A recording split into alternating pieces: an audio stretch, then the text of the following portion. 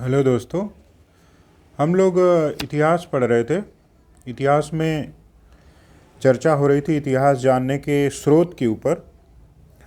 तो अभी तक हम लोगों ने अपने पिछले वीडियो में इतिहास जानने के स्रोत के बारे में पढ़ा था। एक बार हम लोग ओवरव्यू कर लेते हैं। हम लोगों ने देखा था अपने इतिहास जानने के स्रोत को हम लोगों ने सबसे पहले दो पार्ट में डिवाइड कर दिया था। एक साहित्यिक स्रोत होता है, हम लोगों ने एक को साहित्यिक स्रोत के रूप में, और दूसरा जो हम लोगों ने डिवाइड किया था वो था पुरातात्विक स्रोत। ठीक है, इसके बारे में हम लोगों ने डिटेल्स में देखा था, पढ़ा था। साहित्यिक स्रोत के बारे में भी हम लोगों ने काफ़ी कुछ पढ़ लिया था। साहित्यिक स्रोत को दो पार्ट में भी हम लोगों ने डिवाइड करके देखा था। एक तो आपका धार्मिक साहित्य था, धार्मिक साहित्य, और दूसरा दोस्तों धर्म से इतर, यानी हम लोगों ने धर्मेतर साहित्य की बात की थी। ठीक है, ये उसके बाद मैं पेन थोड़ा मोटा हो जा रहा है, पतला पेन ले लेते हैं। धार्मिक साहित्य को हम लोगों ने तीन पार्ट में डिवाइड किया था। पहला था ब्राह्मण साहित्य। ब्राह्मण साहित्य में हम लोगों ने वैदिक साहित्य के बारे में पढ़ा था, जिसमें वेद, ब्राह्मण ग्रंथ, आरण्यक और उपनिषद आते थे। फिर हम लोगों ने वेदांगों को देखा, 6 वेदांगों के बारे में पढ़ा। उसके बाद स्मृतियों के बारे में देखा। फिर महाकाव्य के बारे में हम लोगों ने चर्चा की थी। ठीक है, ब्राह्मण साहित्य के बाद हम लोगों ने धार्मिक साहित्य को एक और पार्ट में डिवाइड किया था, जिसको आपने बौद्ध साहित्य कहा था, बौद्ध साहित्य। और तीसरा पार्ट था जैन साहित्य, जैन साहित्य। बौद्ध साहित्य के बारे में, ब्राह्मण साहित्य के बारे में हम लोगों ने डिटेल्स में पढ़ रखा था, देख रखा था। आज हम लोग बौद्ध साहित्य के बारे में डिटेल्स में पढ़ेंगे और इस पर चर्चा करेंगे। ठीक है, एग्ज़ाम के पॉइंट ऑफ व्यू से तो ये बहुत इम्पॉर्टेंट है। आपके कोई भी एग्ज़ाम हो, पीसीएस हो, आईएएस हो, एंड अदर जो भी एग्ज़ाम्स हैं, उन सब के लिए बौद्ध साहित्य बहुत ही इम्पॉर्टेंट है। तो हम लोग देखेंगे बौद्ध साहित्य के बारे में। ठीक है, तो चलिए देखते हैं। बौद्ध साहित्य की बात किया जाए तो भगवान बुद्ध के मृत्यु के बाद साहित्य का संकलन शुरू हो गया था। भगवान बुद्ध के साहित्य का संकलन शुरू हुआ, उन्हीं को ही बौद्ध साहित्य नाम दिया गया था। ठीक है, बौद्ध साहित्य की कुछ विशेषताएं हैं जो आपको हमेशा पता होनी चाहिए कि जो मूल साहित्य है, मूल साहित्य जो आरंभ में लिखे गए थे, वो सभी आप देखेंगे पाली भाषा में लिखे गए थे। उनकी भाषा क्या थी? पाली। याद रखिएगा, एग्ज़ाम में पूछा जाता है कि बौद्ध साहित्य की मूल भाषा पाली थी। बाद में संस्कृत भाषा भी यूज़ की गई थी, संस्कृत में भी बहुत से बौद्ध ग्रंथ लिखे गए थे। ठीक है, और बौद्ध साहित्य की खास बात है, ये समाज के निम्न वर्ग के बारे में, निम्न वर्ग के बारे में भी जानकारी देते हैं। देखिए, धार्मिक साहित्य में जो हम लोगों ने ब्राह्मण साहित्य पढ़ा था, ब्राह्मण साहित्य पर यह आक्षेप लगाया जाता है कि इसमें उच्च वर्ग के बारे में ही जानकारी दी जाती है, उच्च वर्ग के बारे में ही लिखा गया था। और दूसरी चीज़, ब्राह्मण साहित्य संस्कृत भाषा में लिखे गए थे, तो संस्कृत भाषा भी सबको पढ़ने के लिए उस समय नहीं मिलती थी, सब समझ नहीं पाते थे। निम्न वर्ग की अपनी भाषा थी, जैसे पाली थी, प्राकृत थी।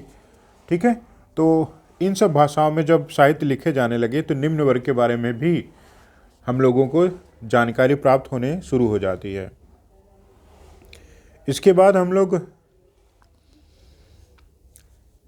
बौद्ध साहित्य का एक और सबसे बड़ा विशेषता ये है कि इससे उस समय के व्यापार, वाणिज्य और शिल्प के बारे में विशेष जानकारी प्राप्त होती है। ठीक है, अब हम लोग बौद्ध साहित्य के बारे में देखते हैं। तो बौद्ध साहित्य को, मूल बौद्ध साहित्य जो है उसको हम लोग त्रिपिटक के नाम से जानते हैं। त्रिपिटक याद रखिएगा, बहुत ही इंपॉर्टेंट है। त्रिपिटक जो है बौद्ध साहित्य है, ये पाली भाषा में लिखे गए थे। त्रिपिटक किस भाषा में लिखा गया है? वो है पाली। त्रिपिटक को अगर आप प्रोनाउंस करिए तो इसका मतलब होता है थ्री बास्केट। ठीक है, तीन पिटक, थ्री बास्केट, तीन टोकरी आप कह लीजिए। तो वास्तव में त्रिपिटक को 3 पार्ट में डिवाइड किया गया है। कौन कौन सा है हम लोग देख लेते हैं। पहला है सुत्त पिटक, दूसरा है विनय पिटक, और दोस्तों हम लोगों का तीसरा है अभिधम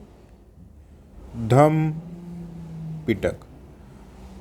ये परीक्षा में बार बार एग्जाम में पूछे जाते हैं कि सुत्त पिटक, विनय पिटक, अभिधम पिटक में क्या है, क्या चीज़ें, किन चीज़ों का उल्लेख किया गया है।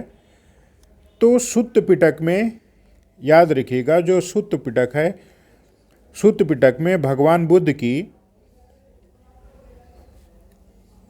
के उपदेश दिए गए। ठीक है, सुत्त पिटक में बुद्ध के उपदेशों की चर्चा है। भगवान बुद्ध ने क्या क्या उपदेश दिए, क्या क्या उनकी बातें थी, सभी आप सुत्त पिटक में लिखेंगे। भगवान बुद्ध के मृत्यु के बाद इसका संकलनकर्ता कौन थे पूछेगा तो आप बताइएगा आनंद। इसके संकलनकर्ता आनंद थे। ठीक है, नंबर 2 पे आपका विनय पिटक आता है। विनय पिटक में बौद्ध जो संघ था, तो संघ के संचालन के नियम है। ठीक है, नियम है, वहाँ की विधि है। जैसे संघ में कौन से सदस्य शामिल होंगे, कौन से नहीं होंगे, ये सब विनय पिटक में है। संघ के सदस्य क्या पहनेंगे, उनके रहन सहन कैसा होगा, वो सभी विनय पिटक में उसकी चर्चा की गई है। ठीक है, इसको संकलन करने वाले उपाली हैं। उपाली ये भी भगवान बुद्ध के शिष्य थे और भगवान बुद्ध की मृत्यु के बाद उन्होंने संघ के नियम को विनय पिटक के रूप में संकलित किया। होता क्या था कि जो चोर थे, डाकू थे, वो अपने आप को सुरक्षित करने के लिए संघ में शामिल हो जाते थे। तो ऐसे में संघ के क्रियाविधि भी प्रभावित होती थी और अनेक समस्याएं होती थी। तो बाद में भगवान बुद्ध को मजबूर होकर के कुछ नियम बनाना पड़ा कि कुछ खास लोगों को ही संघ में शामिल किया जाएगा। जैसे 15 साल के कम उम्र के बच्चों को शामिल नहीं किया जाता था। जिनके ऊपर राज्य द्वारा मुकदमा चलाया गया है उनको भी संघ में शामिल नहीं किया जाता था। तो इन सब नियमों को विनय पिटक में उल्लेखित किया गया है और इसके संकलनकर्ता कौन है? उपाली नाम है। ठीक है, इस सब चीज़ों को याद रखिएगा। नेक्स्ट हम लोगों का अभिधम पिटक आता है। ये सबसे इम्पॉर्टेंट है। इसमें भगवान बुद्ध की दार्शनिक या बौद्ध दर्शन के दार्शनिक दार्शनिक बातें, जो फिलॉसफी है, बौद्ध फिलॉसफी, उसकी चर्चा है। और इसको संकलन करने वाले मोगलीपुत्तिस, उनका नाम है मोगलीपुत्तिस।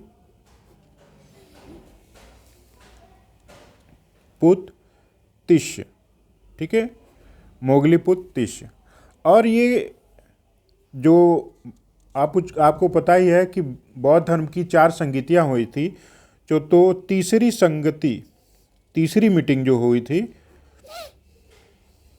उसी में जो अशोक के समय में हुई थी तीसरी संगति, उसी में अभिधम्म पिटक का संकलन किया गया था। ठीक है, ये मूल चीज़ है, एग्जाम में बहुत ज़्यादा आता है।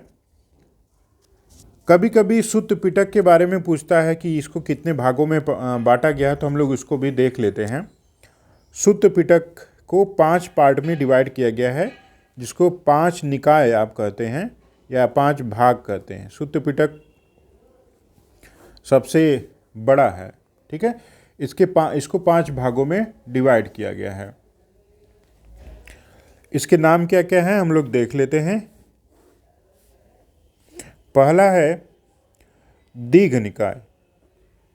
ठीक है, पहला है दीघ निकाय। दूसरा है मध्यम निकाय। दीघ मतलब बड़ा, मध्यम मतलब मध्य, मध्यम निकाय। तीसरा है अंगुत्तर निकाय, अंगुत्तर निकाय। फोर्थ आपका है संयुक्त निकाय, संयुक्त निकाय। ठीक है, फिफ्थ मैं यहाँ लिख देता हूँ, फिफ्थ है खुद्दक निकाय, खुद्दक निकाय। यही 5 सुत्त पिटक के भाग हैं, पार्ट हैं। दीघ निकाय, मध्यम निकाय, अंगुत्तर निकाय, संयुक्त निकाय और खुद्दक निकाय। इन सब से भी परीक्षा में क्वेश्चन पूछे जाते हैं, क्वेश्चन आ चुके हैं, हम लोग देख लेते हैं। जैसे में अंगुत्तर निकाय में 16 महाजनपदों की चर्चा है। हम लोग महाजनपद के बारे में पढ़ेंगे डिटेल्स में। ठीक है, 16 महाजनपदों की चर्चा किसमें की गई है? अंगुत्तर निकाय में। ओके, ये चीज़ आपको क्लियर होनी चाहिए। अब खुद्दक निकाय जो है, तो इसके भी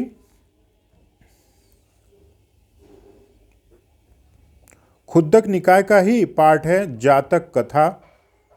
ठीक है, याद रखिएगा जातक कथा। जातक कथा में भगवान बुद्ध के पुनर्जन्म की, भगवान बुद्ध के पुनर्जन्म की और पूर्व जन्म की, पूर्व जन्मों की कहानी है, स्टोरी। भगवान बुद्ध पहले जन्म में कैसे कैसे उनका डेवलपमेंट हुआ, किस तरह से उन्होंने अपने मोरल प्रगति की, नैतिक प्रगति की, ये सभी जातक कथाओं में है। भगवान बुद्ध के पहले के कितने भी जन्म, लगभग 550 इसमें कथाओं की चर्चा है, 550 कहानियाँ हैं। ठीक है, खुद्दक निकाय का ही पार्ट है धम्मपद, जिसे बौद्धों की सभी प्रमुख उपदेशों का संकलन धम्मपद में ही किया गया है, और इसी का ही पार्ट है थेरी गाथा। थेरी गाथा, थेरी गाथा क्या है? जो बौद्ध संघ में रहने वाली भिक्षुणियाँ थीं, भिक्षुणियाँ, बौद्ध भिक्षु और भिक्षुणियाँ जो स्त्रियाँ थीं, उनके द्वारा संकलित, उनके द्वारा जो गीत रचित किए गए हैं, गीतों की रचना जो की गई थी, वही थेरी गाथा के रूप में संकलित किया गया था। ठीक है, तो ये छोटा सा त्रिपिटक हम लोगों ने बौद्ध साहित्य को देखा, आप समझ गए होंगे। इसके बाद हम लोग कुछ और भी इम्पोर्टेंट साहित्य थे, उनके बारे में चर्चा कर लेते हैं। एक आपका बौद्ध साहित्य है, उसका नाम है मिलिंद पन्हो। मिलिंद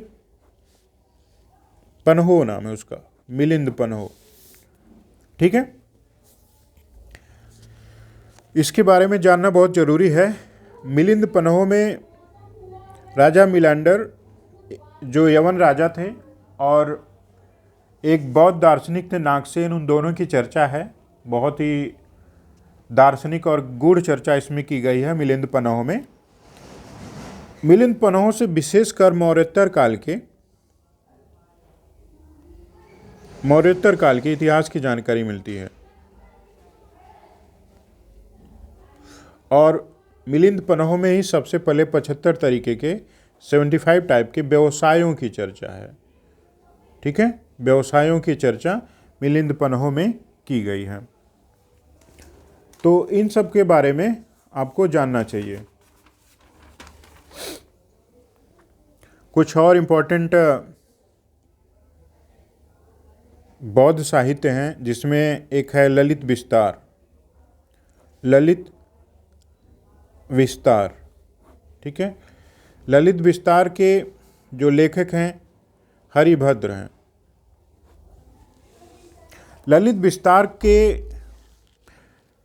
प्रभावित होकर ही ललित विस्तार को ही एडविन अर्नाल्ड ने क्या कहा था? Light of Asia. ये क्वेश्चन आ चुका है, किसने कहा था? एडविन अर्नाल्ड, ठीक है। तो याद रखिएगा, ललित विस्तार के लेखक हैं हरिभद्र। और तीसरा इसका इंपॉर्टेंट है विभाषा शास्त्र। इसके राइटर हैं वसुमित्र, ठीक है, वसुमित्र। ये बहुत ही विशाल संकलन है। तो बौद्ध साहित्य के बारे में आप देखेंगे कि वहाँ के उस समय के इतिहास और वहाँ के व्यवसायों के बारे में विशेष जानकारी मिलती है। जब हम लोग बौद्ध धर्म पढ़ेंगे तो बौद्ध साहित्य के बारे में और भी चर्चा की जाएगी। अभी चूँकि हम लोग इतिहास जानने के स्रोत की चर्चा कर रहे हैं, तो इम्पॉर्टेंट साहित्य यही थे जिनसे इतिहास की विशेष जानकारी प्राप्त होती है। अब हम लोग जैन साहित्य की चर्चा कर लेते हैं। दूसरा हम लोगों को पढ़ना है जैन साहित्य, ठीक है। मूल जैन साहित्य आपको पता ही है, चर्चा मैंने किया था, प्राकृत भाषा में लिखे गए थे। ये परीक्षा में भी पूछा गया था। बौद्ध ग्रंथ पाली भाषा में, जो मूल बौद्ध ग्रंथ थे पाली भाषा में लिखे गए हैं, और जैन साहित्य मूलतः प्राकृत भाषा में लिखे गए थे। प्राकृत भाषा आम जन की बोली भाषा थी। बाद में इससे और भी कई भाषाएं का जन्म होता है, जैसे मगधी, ये सब प्राकृत भाषा से ही जन्म ली हैं, ठीक है।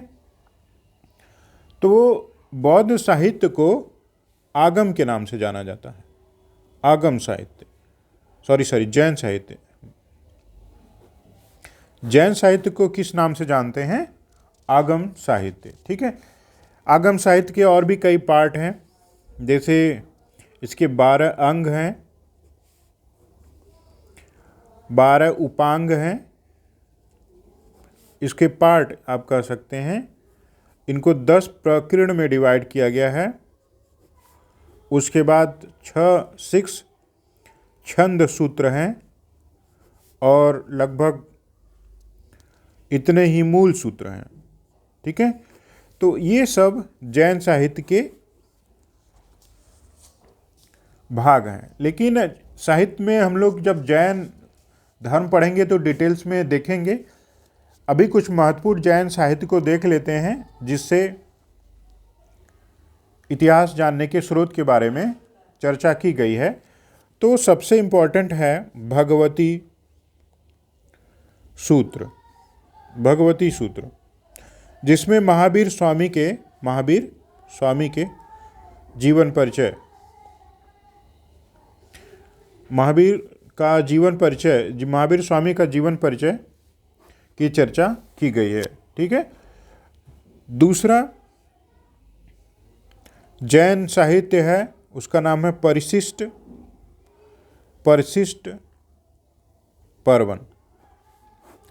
पर्वन। इसकी रचना हेमचंद्र ने की थी। परिशिष्ट पर्वन की रचना किसने की है? हेमचंद्र, ठीक है। और इसमें विशेषकर चंद्रगुप्त मौर्य के बारे में जानकारी मिलती है। चंद्रगुप्त मौर्य के बारे में जानकारी दी गई है, ठीक है। परिशिष्ट पर्वन में चर्चा की गई है कि चंद्रगुप्त मौर्य ने किस तरीके से अपने साम्राज्य की स्थापना के लिए डाकुओं की सहायता ली थी, किस तरह से उसने अपने धन और सैनिक की व्यवस्था की। ये सभी की चर्चा परिशिष्ट पर्वन में देखने को मिलती है। ये भारत के राजनीतिक इतिहास पर विशेष प्रकाश डालता है। मौर्यों के राजनीतिक इतिहास पर विशेष चर्चा इसमें की गई है, ठीक है। तो ये विशेष जैन साहित्य थे जिससे इतिहास जानने के स्रोत के रूप में इन लोगों का यूज़ किया जाता है। अब हम लोग देख लेते हैं धर्मेतर साहित्य। हम लोगों ने डिवाइड किया था ना इससे पहले धार्मिक साहित्य। तो धार्मिक साहित्य को 3 पार्ट में हम लोगों ने डिवाइड किया था, ब्राह्मण साहित्य, बौद्ध साहित्य, जैन साहित्य। उसके बाद हम लोग धर्मेतर साहित्य के बारे में पढ़ेंगे जो धर्म पर आधारित होके नहीं लिखे गए हैं, ठीक है, बल्कि और कथा, कहानियाँ, साहित्य, कविताएं, उपन्यास इस रूप में लिखे गए हैं। उनको आप धर्मेतर साहित्य बोलते हैं। धर्मेतर साहित्य, ठीक है, जिसमें जो धर्म से इतर लिखे गए हैं, जिसमें धर्म की चर्चा नहीं है, जो किसी विशेष धर्म से संबंधित नहीं है। तो इसको भी हम लोग 2 पार्ट में डिवाइड करते हैं। एक तो देसी साहित्य और दूसरा है बहुत से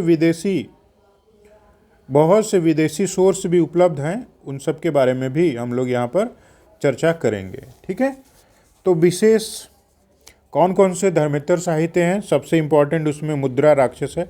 बहुत बार ये पूछा जाता है मुद्रा राक्षस की रचना किसने की थी। मुद्रा राक्षस, इसकी रचना विशाख दत्त ने की थी। विशाख दत्त, ठीक है। ये भी मौर्यों के बारे में विशेष जानकारी देता है। मौर्योत्तर काल के भी बारे में इसमें चर्चा की गई है। चंद्रगुप्त मौर्य के बारे में इसमें मुद्रा राक्षस में जानकारी दी गई है। और नंदवंश के बारे में भी जानकारी है। नंदवंश, इसमें नंदवंश को चंद्रगुप्त मौर्य ने किस तरह से नष्ट किया, किस तरह से चाणक्य की सहायता से नंदवंश को उन्होंने विजित किया, मुद्रा राक्षस में इन सब की चर्चा है। दरअसल मुद्रा राक्षस घनानंद को ही कहा गया था, ठीक है। घनानंद बहुत ही लोभी व्यक्ति थे। ऐसा इतिहास में चर्चा है कि वो पैसों को कई जगह पर अपने यहाँ जमीन में दफना रखा था ताकि कोई चोर, कोई डाकू उसको चुरा न ले, ठीक है। दूसरी प्रमुख रचना है पाणिनि द्वारा रचित अष्टाध्यायी।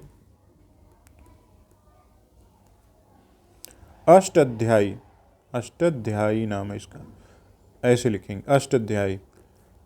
पाणिनि द्वारा रचित अष्टाध्यायी, ठीक है। ये दरअसल व्याकरण ग्रंथ है, याद रखिएगा, व्याकरण ग्रंथ है। फिर भी इससे भी सामाजिक, आर्थिक, धार्मिक जीवन की सूचना मिलती है, ठीक है। ये 4th सेंचुरी BCE की रचना है। 4th सेंचुरी BCE की रचना है, ठीक है। ऐसा कहा जाता है कि सबसे पहले अछूतों का वर्णन, अछूतों के बारे में, जो उस समय के अछूत थे, अछूतों की जानकारी सबसे पहले पाणिनि ने ही अपने अष्टाध्यायी में रचना की थी कि भारत में अछूतों के साथ कैसा व्यवहार किया जाता था।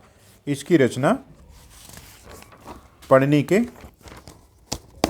अष्टाध्यायी में देखने को मिलती है, ठीक है। मुद्रा राक्षस और अष्टाध्यायी के बाद जो तीसरा सबसे इम्पोर्टेंट स्रोत है इतिहास जानने के स्रोत के रूप में, वो है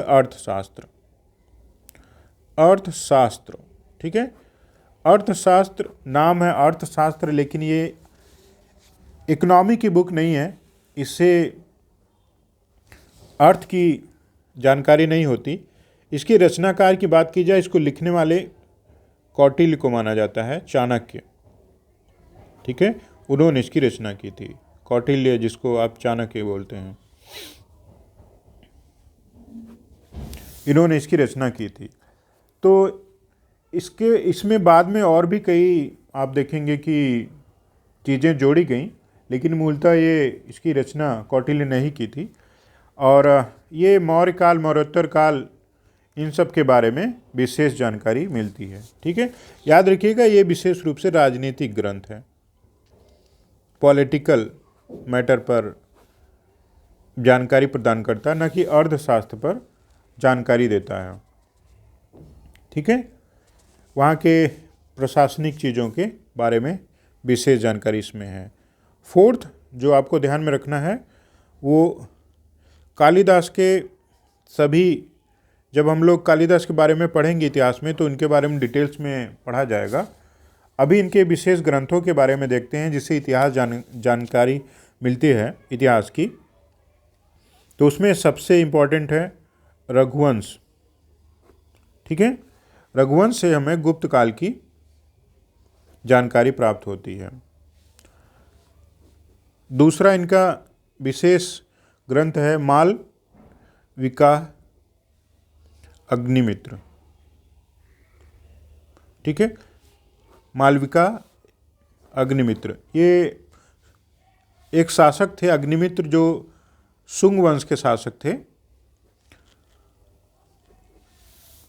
उन्हीं के बारे में जानकारी प्राप्त होती है। शुंगों के बारे में इसमें जानकारी प्राप्त होती है। और तीसरा जो इम्पोर्टेंट है इनका ग्रंथ अभिज्ञान शाकुंतलम, अभिज्ञान शाकुंतलम।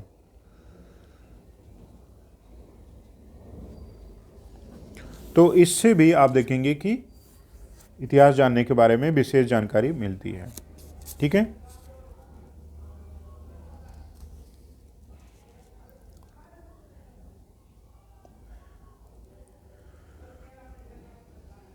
विशाख दत्त की एक और रचना है, हम लोगों ने अभी भी विशाख दत्त के बारे में पढ़ा था। विशाख दत्त, तो हम लोगों ने मुद्रा राक्षस के बारे में देखा। दूसरा इनका एक और ग्रंथ है देवी चंद्रगुप्तम, देवी चंद्रगुप्तम, ठीक है। ये भी गुप्त काल के प्रशासनिक व्यवस्था पर सबसे प्रामाणिक जानकारी देता है। देवी चंद्रगुप्तम, इसकी भी रचना किसने की थी? विशाख दत्त ने की थी, ठीक है। और कुछ और इम्पोर्टेंट ग्रंथ हैं जो आपको याद होना चाहिए। जैसे में छठा की बात की जाए तो अमरकोश है, अमरकोश जिसकी रचना अमर सिंह ने की थी, ठीक है। सातवां है बाणभट्ट जिन्होंने हर्ष चरित्र की रचना की थी। तो इसमें हर्ष के जीवन के बारे में, हर्षवर्धन के इतिहास की जानकारी बाणभट्ट देते हैं। बाणभट्ट हर्ष के दरबारी कवि थे और दरबारी लेखक थे जिन्होंने हर्ष के बारे में बहुत कुछ लिखा है। आठवां ग्रंथ है रामचरित, रामचरित्र। ये इसके लेखक हैं संध्याकर नंदी, नाम है उनका संध्याकर नंदी, ठीक है। पाल वंश के बारे में, पाल शासक राम थे, रामचंद्र उनका नाम था, पाल शासक। तो पाल वंश के बारे में जानकारी हमको प्राप्त होती है रामचरित्र से, जिसके राइटर कौन है? संध्याकर नंदी। एक और है हम लोगों का बुक है विक्रमांक देव चरित्र, ठीक है। विक्रमांक देव चरित्र, इसके लेखक हैं विल्हड़, नाम उनका विल्हड़, ठीक है। तो चालुक्यों के बारे में, चालुक्य शासक थे विक्रमादित्य। तो एक और वहाँ उनका वो टाइटल था, विक्रमादित्य नाम के बहुत से किंग हुए हैं। तो चालुक्यों के बारे में, चालुक्य की हिस्ट्री हम लोग जब पढ़ेंगे तो डिटेल्स में देखेंगे। इतिहास की जानकारी यहाँ पर मिलती है। इतिहास जानने के स्रोत के रूप में सबसे इम्पॉर्टेंट जो बुक है उसका नाम है राजतरंगिणी, राजतरंगिणी। ये सबसे ज़्यादा इम्पॉर्टेंट है। इसके लेखक हैं कल्हन, इनका नाम है कल्हन, ठीक है। ये विशेष रूप से कश्मीर के इतिहास की जानकारी देती है, ठीक है। कश्मीर के इतिहास की, कश्मीर का शुरू से इतिहास अगर किसी एक बुक में उपलब्ध है आदिकाल से लेकर के आपके 1150 तक बोला जाता है, 1150 ईस्वी तक की जानकारी कन्नड़ की राजतरंगिणी से प्राप्त हो जाता है। ठीक है। एक चीज़ और जानना है, सबसे पहले अंग्रेज़ों ने, जो ब्रिटिश इतिहासकार हैं, अंग्रेजी इतिहासकार हैं, उन्होंने राजतरंगिणी को ही भारत का सबसे प्रामाणिक ऐतिहासिक ग्रंथ माना है, ऐतिहासिक ग्रंथ माना है, क्योंकि इसमें इतिहास के घटनाओं का क्रमबद्ध उल्लेख किया गया है। ठीक है, राजतरंगिणी में क्रमबद्ध उल्लेख किया गया है, इसीलिए सबसे पहले अंग्रेजों ने राजतरंगिणी को ही इतिहास जानने के स्रोत के रूप में प्रामाणिक ग्रंथ माना। बाकी सबको वो लोग कहते हैं कि ये इतिहास जानने के स्रोत के प्रामाणिक ग्रंथ नहीं है, इसको हम लोग इतिहास जानने के स्रोत के रूप में यूज़ नहीं कर सकते। और आगे हम लोग चर्चा करते हैं, तो एक और है संगम साहित्य। संगम साहित्य, इन सब के बारे में जितना हम लोग चर्चा कर रहे हैं आने वाले क्लासेस में डिटेल्स में पढ़ेंगे। अभी हम लोग सिर्फ ओवरव्यू कर रहे हैं कि कौन कौन से इंपॉर्टेंट बुक हैं जो इतिहास जानने के प्रामाणिक स्रोत हैं, जिनसे विशेष जानकारी प्राप्त होती है। ठीक है। संगम साहित्य आपको पता ही है तमिल भाषा में लिखे गए थे, और ये दक्षिण भारत के इतिहास की जानकारी प्रदान करते हैं। ठीक है।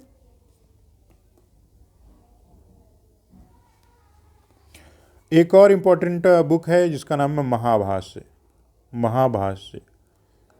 इसके राइटर है पतंजलि, वही पतंजलि जिनकी चर्चा बाबा रामदेव जी करते हैं, वही पतंजलि ऋषि हैं।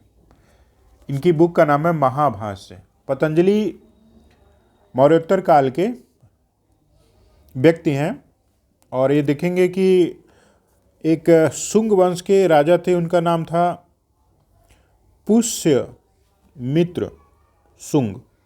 ठीक है। शुंग वंश के बारे में हम लोग जो पढ़ेंगे तो पतंजलि के बारे में भी पढ़ेंगे। ये पुष्यमित्र शुंग के दरबारी थे, वहाँ पर उनके दरबार में रहते थे पतंजलि। ठीक है।